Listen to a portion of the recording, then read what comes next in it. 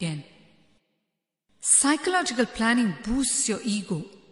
It makes you feel great and worthy. It helps you to stay serious. It makes you feel that you're handling things of a great magnitude.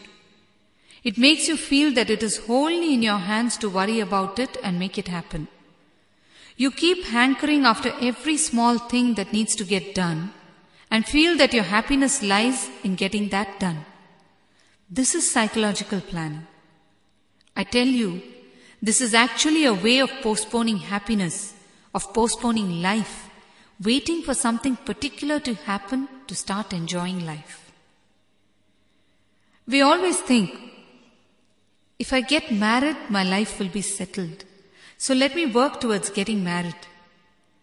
If I have 2 children, my life will be fulfilled. Once I retire, I'll be peaceful.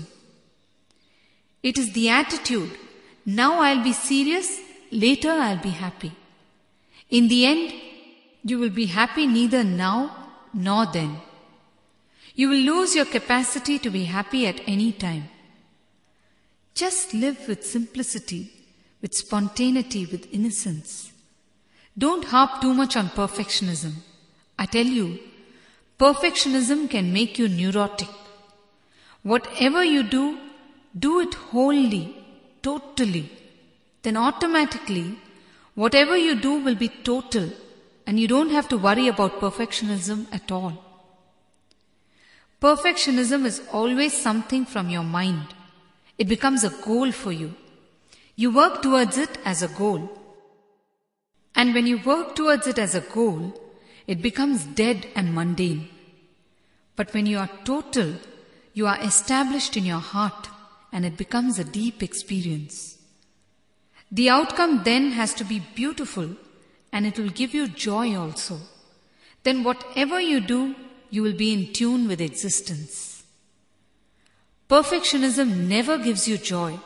It only fulfills your ego. Even if you feel fulfilled at the end of it, it is only a fulfillment of your ego, never a fulfillment of your being. Be very clear, perfectionists are the biggest egoists. They miss the dimension of being total. And know one thing, totality is possible when you enter into it deeply. Perfectionism is never possible because it is in your mind, and your mind keeps changing its definition of perfection. Have the courage to make mistakes. Serious people are always afraid to make mistakes. They take themselves too seriously. They think too much about themselves. It is too much to make mistakes and have someone point it out to them. Actually, I tell you, these people who are afraid of making small mistakes end up making the biggest blunders. What is wrong in making mistakes? You will say, Swamiji, I can't afford to make mistakes in my work. That's why I'm so serious. What you say might be true. Your work may not permit you to make mistakes. But that is not the point I'm trying to make here. When you make a mistake, people will point it out and you will not be able to bear it. Your ego is bound to get hurt, and you are very sensitive to this. You know this. So to avoid getting your ego hurt, you try your best not to make mistakes. You plan so unconsciously and continuously to keep guarding your ego. But the reasons you give are all different. It is not that you are lying. No. It is just that you are not aware of the subtle way in which your system works, your ego works. But if you deeply analyze and see, you will understand what I am saying. There is nothing wrong in making mistakes. In fact, by making a few mistakes, you come to know clearly how to avoid making mistakes because you have experientially understood it. The more you learn from mistakes, the more you know about how not to make mistakes. Knowing how not to make mistakes is a very important thing. Only then you have seen both sides of it. Only then you have explored the 2 sides experientially. Else, There is always the danger of falling into the unknown side at a critical time when you really can't afford to. Only one thing, don't make the same mistake again. Your mind always repeats patterns. Don't do it with mistakes also. Make new mistakes and move on to better and better understanding. I am not saying to deliberately make mistakes. That is foolishness again. I am only saying do things to the best of your intelligence and enthusiasm, but without worrying about whether it might be a mistake. The moment you are worried that it might be a mistake, you are worried about your ego getting hurt. When you are not so concerned about your ego getting hurt, you'll have the courage to take any jump. All your so-called worry is actually about your ego getting hurt.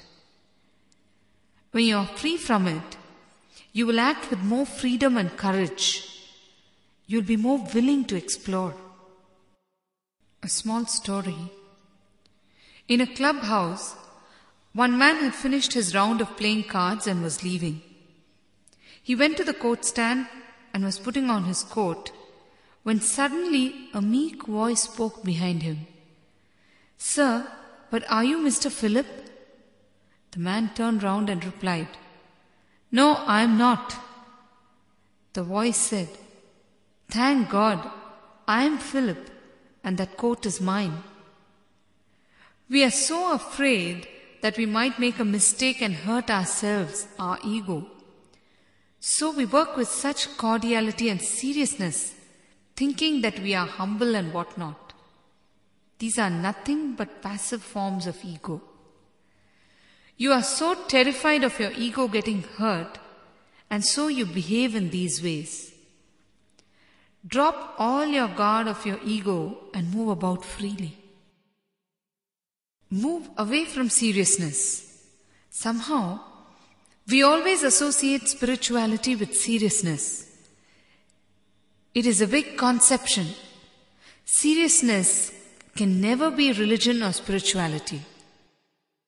Why do you think I keep telling you so many jokes and small stories? If I don't tell you all these things, you will start becoming very serious.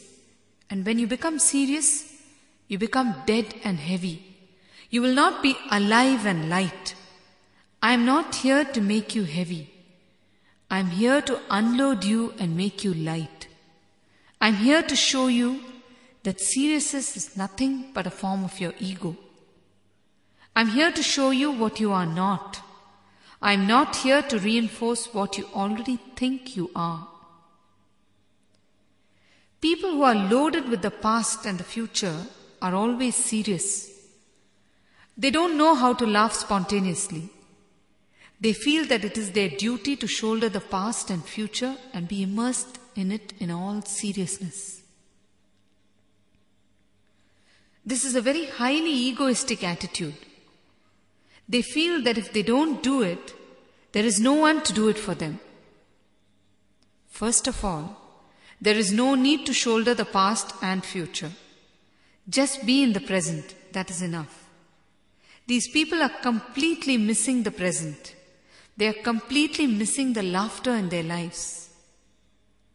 Laughter is that which brings in a ray of energy from your being to your body.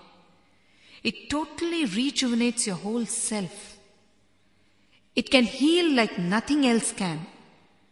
It gives you such wonderful glimpses of the present, which you try to achieve through other difficult meditation techniques.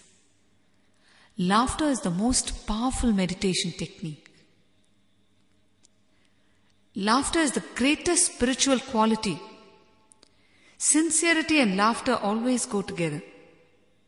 As I said earlier, seriousness can never coexist with laughter. Either you are serious or you are laughing.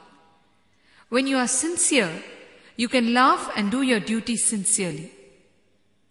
How many of us can laugh with all our heart?